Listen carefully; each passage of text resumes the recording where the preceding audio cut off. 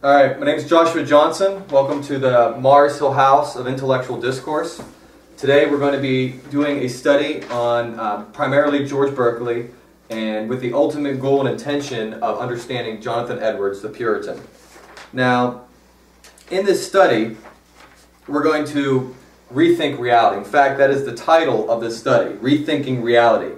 Understanding the thought of Jonathan Edwards through an interactive group study of the philosophy of George Berkeley as presented in the three dialogues of Hylas and Philinus.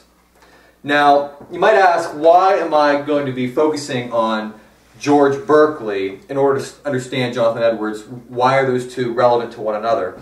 And one of the primary reasons is because George Berkeley and Jonathan Edwards are almost identical philosophically. In fact, many commentators will find that the idealism of Jonathan Edwards is actually in many parts synonymous with that of Berkeley. In different quotes, one for instance is that all things subsist in the mind, in either created or uncreated consciousness. That's a quote from Edwards. And you'll find that that's also very similar to Berkeley. Now, as we continue into this, one of the things that we're going to also look at that makes them very similar is that both Jonathan Edwards and George Berkeley came from the same time period, had the same motivations and influences in their thought. So they were motivated by the same cause or desire in developing their philosophy, and the people that they were reacting to and had influenced them were also the same individuals. So that is very key in understanding the similarity and the connection between Edwards and Berkeley. But the reason we're going to say that Berkeley is our primary focus, even though Edwards is our ultimate goal, is because George Berkeley is easier to read. Now, Jonathan Edwards isn't difficult to read for those who are familiar with Elizabethan English, and of course in later English during that time, though it's still difficult for modern readers. Edwards is not difficult for those people who are familiar with that, but he is very intricate. He's dealing with very advanced thinkers, whereas Berkeley seems to be more concerned with the common man in his writings. Now that might be to the detriment of Edwards, but Berkeley was also more focused on developing the philosophy, and it's also a larger volume of work. Now, Edwards has philosophical writings that speak about his idealism and about his emphasis on occasionalism, but they're not nearly as extant. Berkeley wrote far more and in far more detail on the philosophy. Now, that being the case, one might ask, well, why talk about Jonathan Edwards at all? Why don't we just talk about George Berkeley? Well, the reason Edwards is so important, why I consider him the ultimate goal, why he's important, why I think Berkeley is just a stepping stone to get to Edwards, is because in many ways, Edwards anticipated objections to idealism in a way that Berkeley did not.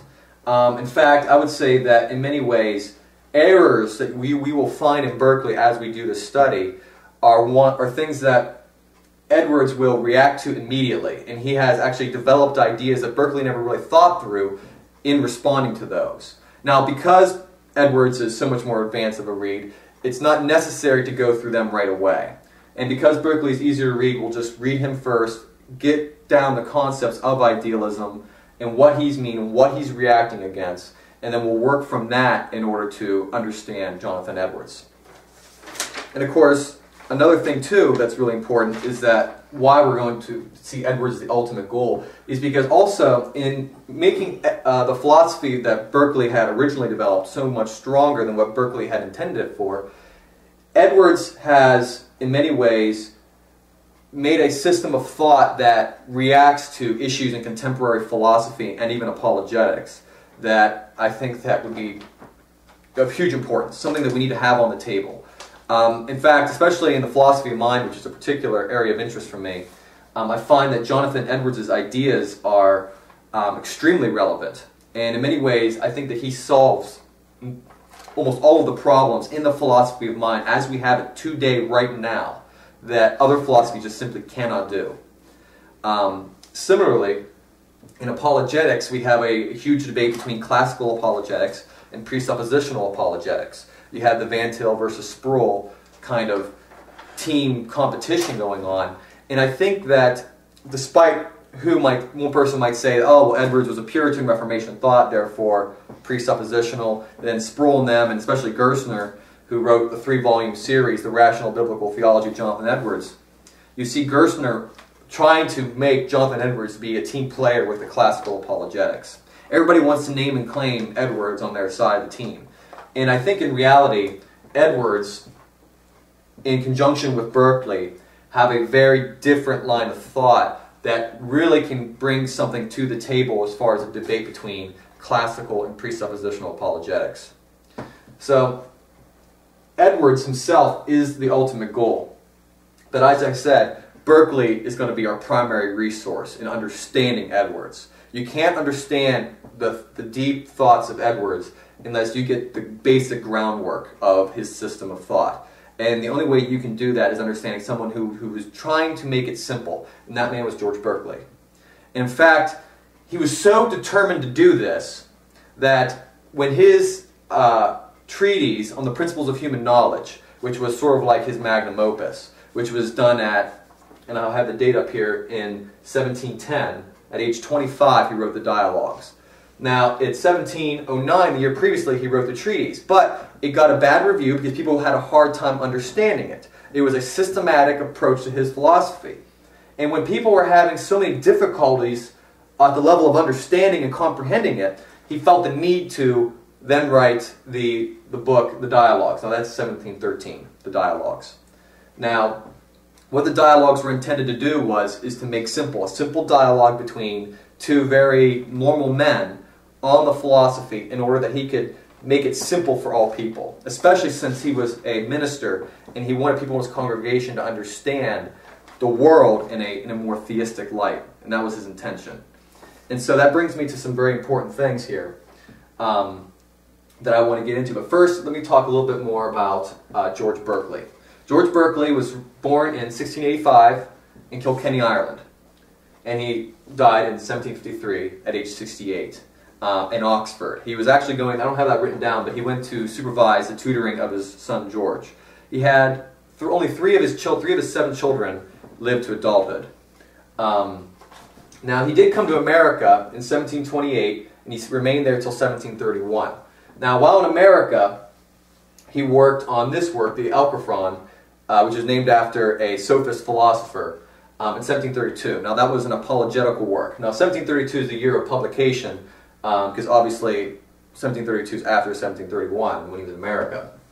Now, what's important about his going to America is that during this time, he met a man named Reverend Samuel Johnson. Now, I'm going to mention another Samuel Johnson here, so I want to make a quick distinction. This Samuel Johnson is the Reverend Samuel Johnson. Now, he was a Congregationalist minister, a Puritan minister in New England, in fact, in the same colony as Jonathan Edwards.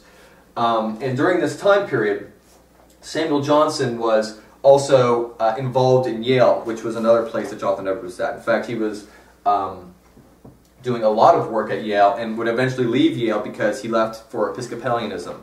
Now, during this time, that was a big controversy in New England. The Congregationalists and Separatists, Puritans, did not like Episcopalianism, the Anglican Church. And the idea of reverting back to that was almost like a horrid apostasy. And so, in fact, while Jonathan Edwards was at Yale, this was going on. These men were leaving for Episcopalianism, and then he ended up heading up Yale, being one of the men who had to run the show while these other men had left the Congregationalist church. Now, that's really significant because one of the men who adopted Berkeley's philosophy was this Reverend Samuel Johnson. He was a Congregationalist minister. He met personally with Berkeley when he came to America and adopted the entire system that Berkeley had devised, the idealism that we'll be talking about later. And in adopting that system of thought, he started, and I think that might have influenced him with some of his convictions, further strengthening him in the Anglican tradition. Now, when he eventually would become the president of King's College, Samuel Johnson would also write a philosophical work, Noetica e Ethica, and in that work he discusses the mind and he discusses ethics. And in that work he basically delves deeply into Berkeley's own philosophy, adding a few little twists here and there and answering certain objections. Now, what's also very significant about this is that many of the ideas that Samuel Johnson developed further from Berkeley are ideas we also see in Jonathan Edwards. One is seeing typology in nature, that things in nature point to spiritual realities, which is a big theme in Edwards. Likewise, George Berkeley, while he was in America, found out that he couldn't have enough funds to stay in America, had to return home, and before he did so, he donated almost all of his library to Yale, where Jonathan Edwards is at. Now, Jonathan Edwards had, while he was at Yale, supervised the library and actually helped to expand it. And even afterwards, he still had connections with Yale long after leaving Yale for the ministry at Northampton. Now, these significant connections I'm bringing up only to show that not only is the connection between Berkeley and Edwards theoretical, there is also some historical connection. Now, there hasn't been anything definitive shown that Edwards and Berkeley knew each other, nor can we say that Edwards cited Berkeley specifically. There's been no evidence of that. Possible motivation is that Berkeley was an Anglican, and because that was becoming a very big issue in New England at the time, there was motivation on the part of Edwards to not directly cite Berkeley, even though he might have been influenced by him either directly or indirectly. Now, another thing I want to bring up is that with Berkeley, we see that he was extremely young in developing his thought. Now, some people might say that this is reason to believe that the problems that he had, maybe some of the overconfidence he has in a lot of his works, is due in part to his age. But I think that just the fact that he went from a treatise of such a level to actually humbling himself to write a simple common man book in order to edify people shows that he actually has a great deal of humility and wisdom. He knew that in writing the treatise and seeing the problems that people were having with it, that instead of just attack in response, he felt the need to be able to explain his concepts. And so you see that even though he was only age 28, 3 years after he had written the treatise, he had written the dialogues. Now, it's also significant to know about Berkeley is that he was a minister. He was ordained in the Church of England the same year that he wrote the treatise in 1710. And he was also made Bishop of Cloyne in Ireland also in 1734. Now, his bishophood, of course, was in the Church of England. And this, of course, was not unusual. Academics in Britain at this period of time were often ordained into the ministry of some sort. Even men who may or may not have been suited for the ministry. It was just more of a traditional thing. However, there was one man who noted that Berkeley had all the virtues under heaven. That was, of course, an exaggeration, but the reason the man said that is because Berkeley was known for having a great sense of charity and piety. In fact, a lot of them called him the Venerable or the Honorable Bishop of Cloyne because of what he did for Irish Protestants and Irish Catholics alike in Ireland. He did a lot for charity, donating books, building institutions, educational facilities. He was a very good man that way. Another thing we need to look at too is the influences. Now, this will help us start to kind of ease into the actual system of thought we're going to be studying. George Berkeley was a man who developed a unique system responding to very important individuals. Now, the people that he was responding to primarily were John Locke, and of all the Cartesian philosophers, including Nicolas Malebranche. Now, Nicolas Malebranche had more of a positive influence. Nicolas Malebranche was a French Roman Catholic priest who, in contrast to the scholasticism of his time and the Aristotelian thought, decided to sort of follow up with a lot of the popular ideas of René Descartes. In fact, he accepted the ontological argument that Descartes had modified from Anselm in defending theism. But, of course, he disagreed with René Descartes on other areas, including part of the realism, the mechanical view of reality. And he developed a system called occasionalism, or continuous creation. The idea that God is continuously generating reality out of himself. Now, this, as I'll show later, kind of runs contrary to the philosophical definition of matter being held at the time, but Malebranche still maintained the belief in the existence of matter, despite the contradictions with occasionalism, because he felt that it was a dogma of the Roman Church that could not be contradicted, and he accepted it purely on faith. Now, Malebranche and Berkeley did meet. Early biographers said that actually it was such a heated meeting that it would lead to Malebranche's death. But because Malebranche died 2 years after meeting Berkeley, that theory does not seem to be very sound. But it is conclusive that they have met and that Malebranche was extremely influential in Berkeley. In fact, it's arguable that his occasionalism implies Berkeley's idealism. Now, Locke was an empiricist. Berkeley is also an empiricist, and also the later man named David Hume is an empiricist, the three great British empiricists. Locke preceded Berkeley, and he developed empiricism in probably the first and most systematic way of that time. Very groundbreaking, and he was responding to many of the rationalists across the water over in Europe, in continental Europe, who were developing a very strong sense of rationalism. Now, he wanted to focus and bring reality back down to the senses. They did not like speculative metaphysics, which was sort of the issue going on in rationalism. They were speculating through reason we can deduce the nature of reality, whereas Locke said, no, reality is plain to us through our senses. Now, Berkeley also accepts this as well, that reality is plain through the senses. However, he feels that Locke holds to a belief that sort of contradicts this, and this is the belief in matter. We already see that it's a problem for Malebranche because it contradicted his own occasionalism. Well, Berkeley will claim that it also contradicts empiricism, and that this was a major problem in Locke. Another man of notable importance is Peter Bale. Peter Bale was a skeptic, probably one of the most important skeptics of that time. Arguably the most important skeptic of that time up until Hume. Now, a lot of Bale's arguments against human knowledge, the ability to actually know much of anything, the nature of reality, he wrote in some of his various works. And in those various works, these arguments we see also being used in Berkeley. So it is, in fact, one commentator has said that Berkeley probably would have had Malebranche, Locke, and Bale all on his desk when he was writing his works, treatises and dialogues. And this is significant. So he used a skeptic, he used an empirical realist, and he used an occasionalistic rationalist. Very different types of philosophers. And he used it to help develop his own system. And this is going to also help us to understand Edwards too. And I want to note this real quick because a lot of times people say that Edwards was trying to combine Platonic and empirical philosophies. Well, arguably Malebranche was more on the Platonic side, and Locke was more on the Aristotelian, of course, empirical side, and Bale was a skeptic. And so, instead of looking at it as integration, look at it as there's something about these men that's common that needs to be solved. And that was what Berkeley realized. And Edwards will realize the exact same thing.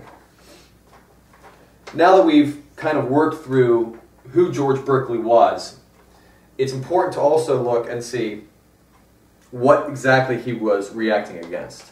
Now, the reason he's an important thinker is because he had a very radical worldview. And he also had a very unique system. And some people say, arguably one of the most flexible systems in philosophy ever conceived.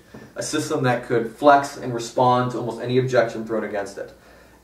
But the problem with his philosophy is that it seems counterintuitive, and that people, when they hear what some of the basic premises are like, well, that can't be true. Right off the bat, they dismiss it, they write it off.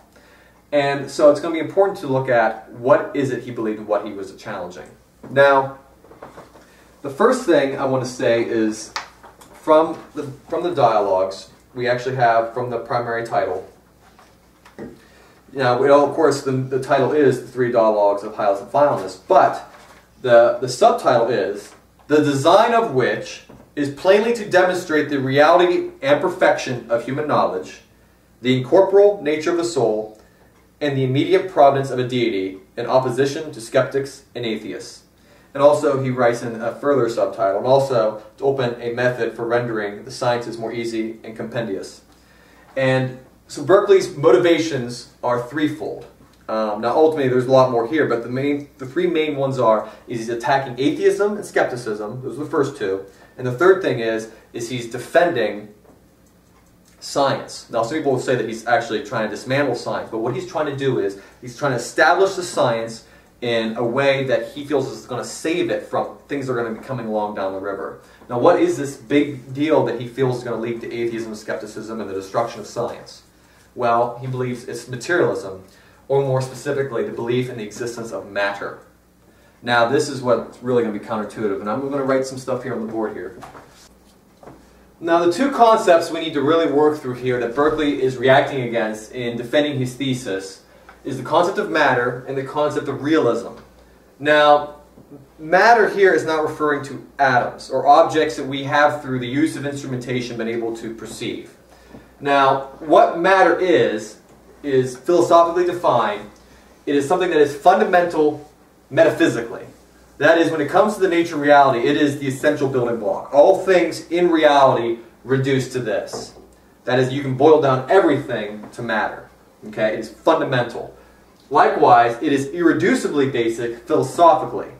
So we need to know, now what that would mean is it encompasses the entire system of philosophy. That is, everything is explained in material terms. So if you want to talk about, for instance, moral rights and wrongs, you have to give a physical account, a physical, material account of morality or ethics. So you have to explain it in terms of, let's say, brain processes, if that's what you believe matter boils down to. Now, and this would also apply to like human knowledge. I know W.V.O. Quine wrote a wonderful work in the sense, not wonderful in that I agree with it, but wonderful in that it was very groundbreaking in that he discussed a naturalistic epistemology, or epistemology naturalized was the name of the article. And in that, he gives a physical, materialist account of human knowledge. He reduces it down. This is following that same theory of matter. Everything is explainable in philosophy in relation to matter. It's irreducibly basic. It's basic. A third principle is that it's mind independent. Now, we're going to have to properly define mind here in a little bit, but for now, I'm just going to call it consciousness or awareness. That is, matters exist independent of awareness, any awareness. So, a material object does not require a mind to perceive it to still exist. That is the fundamental belief of what it means to say mind independent. And fourthly, it's self-sustaining. Now, this typically implies eternality. Now, you see this a lot of times in early works on materialism, especially in science, that matter was indestructible and, of course, always existed. You can't speak of a time when it did not exist.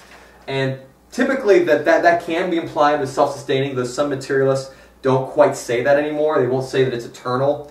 But when they say self-sustaining, they mean that it doesn't require anything else for its existence. Matter doesn't depend on a deity, for instance, to make its existence, though some materialists might throw in intelligent design. As it is, when we understand self-sustaining, so we can refer to it, and even in Locke, who was a theist, what Locke would consider the self-sustaining aspect of matter is that it did not require any kind of continuous or active intervening work upon it in order to maintain it. If it was created by a deity, it was created in such a way that it could sustain itself. Almost like a wind-up toy. Once the deity let go of the wind-up toy, it was able to keep on going on its own. That's the notion of self-sustaining. It is not wholly dependent on anything. So these are the four fundamental concepts of matter. Now, this isn't an antiquated definition. This is still a working definition in the sense that if you were to ask most materialists or even physicalists who don't like the term materialist because it's an older term, if you were to ask them to accept this definition, most of them will do that. Most of them will say that seems very accurate to what I believe about matter. So the definition of matter is not antiquated, even though sometimes you need to qualify what you mean by matter if you were to ask them.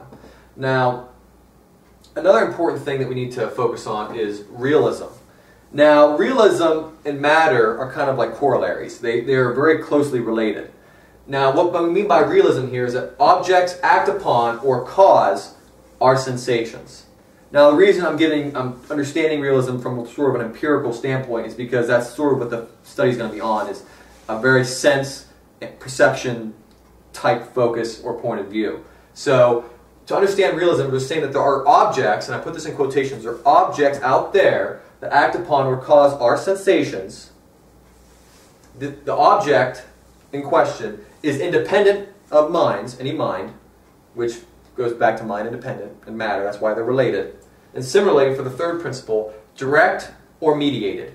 Now what this means is that either the object out there directly presents itself to my sensation, or it's mediated by the brain process. Like for instance, if I have the visual perception of a chair, I experience a chair, the experience in my mind might have come from sensations channeled through my brain and then into my mind. So we could say in this sense it's mediated. So like my senses break down what that object really is, and then it reconstructs it or presents it. Sometimes that's called the decompositionalist view.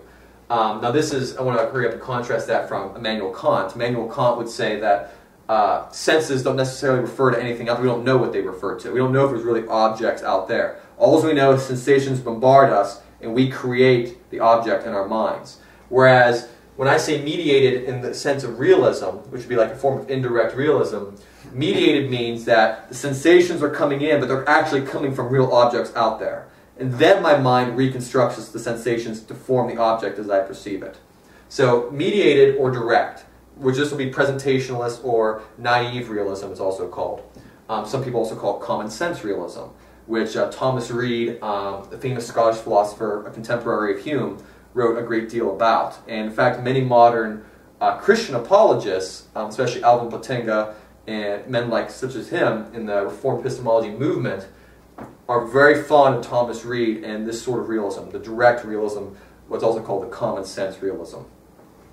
Now, a couple knee-jerk reactions to the idea that Berkeley is saying that both of these are false. Now, when he says that matter's false, as I said, it's not referring to atoms or perceptual objects. When he says that matter's false, and when he says that objects aren't real in this sense, but they exist in the mind, one of the knee-jerk reactions is that, oh, so he's saying that objects really aren't there, like they're ghosts or phantasms. And so, in fact, there was one man named Samuel Johnson, not the Reverend Samuel Johnson I mentioned earlier, but a professor of letters, an academic Samuel Johnson in Britain at the time. He said, "I refute it thus," and he proceeded to kick and strike a stone. And the fact that his foot made contact with the stone, he said, was an adequate refutation. In fact, one person was so angry at Berkeley for writing about this philosophy and making these criticisms that he told the servants, when Berkeley was on his way over, to keep all the doors locked, because Berkeley believed he could walk right through them. They weren't really there. Now, Berkeley would not have been very impressed with these sort of objections, because for Berkeley, the object is there in the sense that I can feel it, I can taste it, I can touch it, I can see it. It's sensible qualities, which is something we're going to get into the study. So they're very real, but he has a very specific definition of what it means to be real. He means that they're sensible, and he will argue that sensations are only in the mind, which is a preeminent focus of Berkeley in the book, especially in the first dialogue. He wants to show that sensations are mental or mind dependent, as opposed to mind independent. And another objection that's easy to come across, when you say that, as Berkeley does, that objects exist in the mind, one person might say, well then if I'm no longer perceiving a room or no longer in a room and I leave it, does the room cease to exist? Does it just disappear and then just come back in when I go back in? So as if objects are coming in and out of existence in my mind and my mind alone. It sort of leads to a sort of skepticism. How can I trust that I sat a cup on a table that it'll still be there when I turn around? What is the basis for this belief? Now, there's an old limerick that I want to read that kind of makes fun of this, and there's actually a counter response, and also in poem form, that's very interesting. There was a young man who said, God must find it exceedingly odd when he finds that the tree continues to be when no one's about in the quad. Now, obviously, that is pointing to the idea that, okay, well, if it's all my mind and I leave, does the quad disappear? Well, there was a poem written in response to that. Dear sir, your astonishment's odd. I'm always about in the quad, and that's why the tree continues to be, since observed by yours faithfully, God. Now, this is where Berkeley's belief comes in. He believes that even if I'm not directly perceiving an object, God is always perceiving the object. It always exists in his mind, even if it's not presently existing in my own. So the continuity of the object is maintained in God. Whereas for the materialist, the continuity of the object is maintained materially. I can say that that room exists when I'm not there because that matter is self-sustaining, mind-independent, basic and fundamental. And Berkeley would say that self-sustaining, independent of my mind, basic and fundamental applies to God. And so you'll see a lot of the similarities between materialism and Berkeley lie in this, in that what the materialist wants to explain in material terms, Berkeley's idealism wants to explain in terms of theocentrism, or the idea that God is at the center of all things. And he is the ultimate basis for all reality, and all human thought, consequently. And so we must understand these definitions before we go into the study, because it would be quick to take these knee-jerk reactions from the limerick I quoted, as well as with Samuel Johnson's refutation, to have those in the back of our mind when we're going through Berkeley and saying, he's just a skeptic. Rather, Berkeley is trying to say that these two things are a threat to what he believed was the absolute and true Christian faith. And I would agree with him. And I think this is going to be very, very pivotal in studying this. That we must know right away what he means by matter and what he means by realism. And that the two common objections that I still hear from even skilled philosophers are simply just farces. They're not real objections. They are responses from the gut without actually reading the work.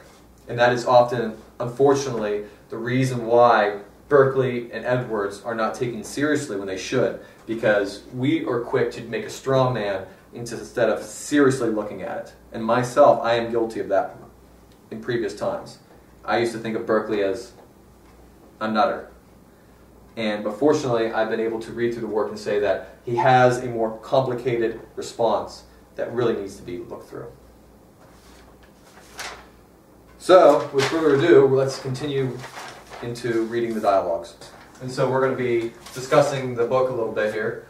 One of the questions I want to ask you guys is, what do you guys think of Hylas and Philetus? What sort of men are they? Intellectuals. You agree? Yes, they seem to be intellectually capable. What else? What other kind of features about them? They like to walk in the morning. Yeah, they like to go out. They like to go out. Outdoorsmen. Yeah. Yeah, they have a they enjoy appreciation of society, nature. yeah. Yeah, they have appreciation of nature. They go out in the garden. Anything else about them? They're probably both Christian. They both seem to talk about God with certainty. Okay, so they're both theists, which have been common at the time. So they both seem to like that's. Now, what do they think about those philosophers and their philosophizing? I mean, you see kind of Hylas go into a little bit of the dialogue at the very beginning about what he thinks about these people who have all this leisure to think about things, and then they start doing what? You guys remember? When men of leisure see them who are opposed Of less leisure. Yeah. They will be tempted to entertain suspicions concerning the most important truths what they had. Yeah. So they are tempted to doubt their beliefs. You're right. Now this is Hylas's take on philosophers in general. You'll see this throughout Berkeley. Berkeley will often use the term philosopher. Now, even though he was a philosopher, obviously, he actually uses the term philosopher as a very negative term. He criticizes people that are labeled philosophers. And Hylas gets into it, and he's actually agreeing with Hylas, and I think you'll see that Philetus agrees with him here, that he thinks very lowly of these philosophers, that they basically, and he refers to them as men of leisure, and this is kind of an insult, men who have too much time on their hands. They sit back and they think about things and end up questioning things that are plain to common sense.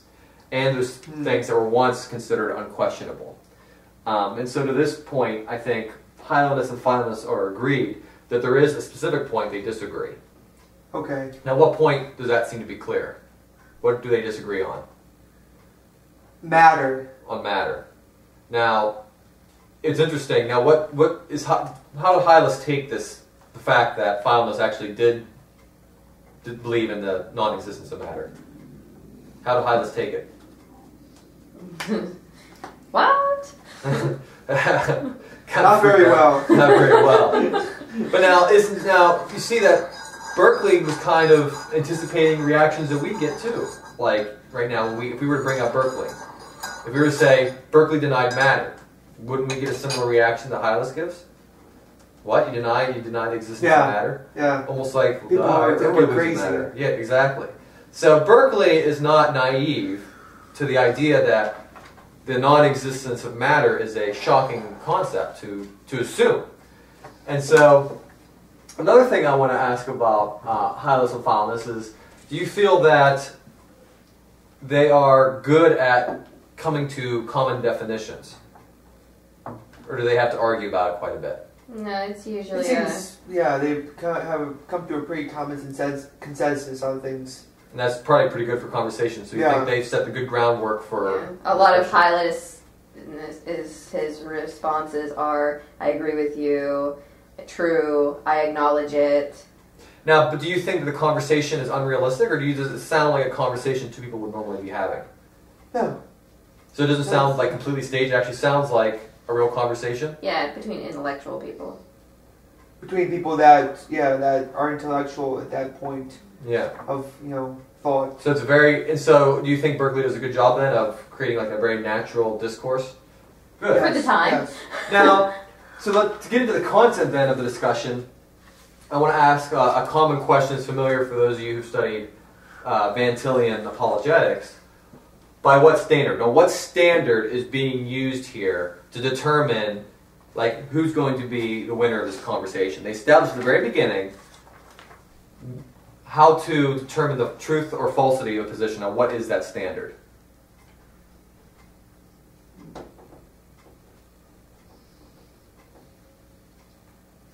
Clue is what is furthest from skepticism. Mm-hmm. Common sense. I'll just throw it out there. What is common sense? Yes. Their idea of what they're going to try to establish here, what their standard is that they want to determine the truth or falsity of this position based on what's most agreeable to common sense and furthest from skepticism. Now, this is important because as when they were criticizing philosophers in general, they were referring to them as skeptics as that's a negative thing. So how do these guys define skepticism? What is a skeptic? One that doubts everything. One that doubts everything. Now that is the response that Hylas gives first, but how do they end up defining a skeptic later on? one that sits in the middle. You're right. Yeah. So yeah, and that would be the definition of Doubt.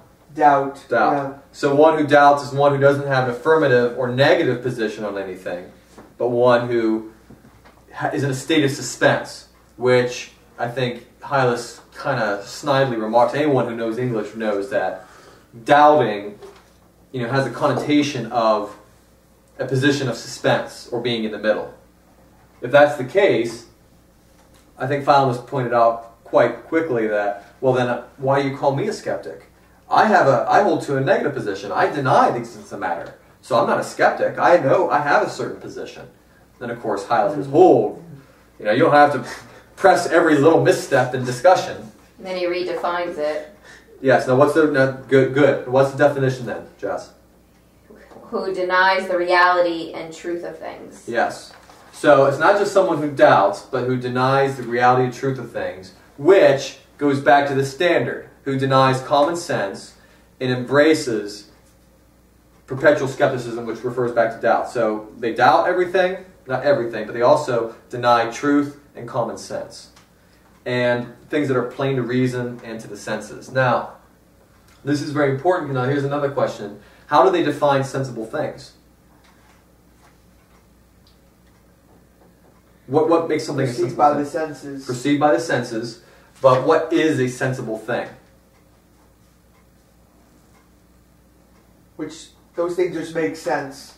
Those things... Perceived immediately. Yep, perceived immediately. Okay. Without intervention of others. Yep, and let me turn to it here.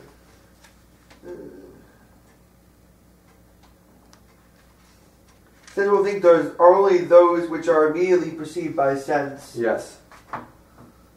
And there's another one here. Yep. No, that's actually sufficient. But now, he also asks, what is a sensible thing made of? And he asks, now this is one of the last questions that we got to. Because he goes through all the... It seems, therefore, that if you take away all sensible qualities, there remains nothing sensible. And what was the response by Hylas? I grant it. I grant it. Now, so what a sensible thing is, okay, when we're referring to, let's say, a book, a sensible thing, now here's another, this is a good philosophical term that's going to be helpful for us to better understanding this. A percept is often equated with sensible things in modern philosophy. We use this term to refer to an object. A chair, for instance, is a percept. It is a perceptual object made up of its sensible qualities. So what Berkeley is getting at right away is that a percept is we'll call it qualia here, which is actually a philosophy of mind term, but it refers to the same thing, sensible qualities.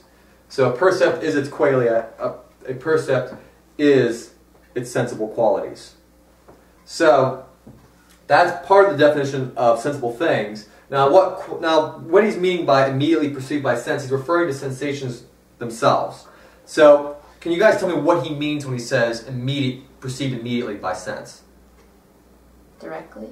Yeah, but what does he mean by that? Okay, what is the analogy he gives? In a book, and what you immediately perceive are the letters. What's the immediately perceived? That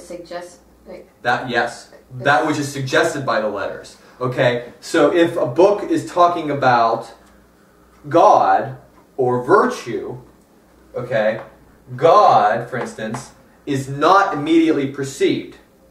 The letters talking about God are immediately perceived. So when you open a book, do you see God? No. No. What do you see? The letters. The letters. Okay? Yeah. G-O-D.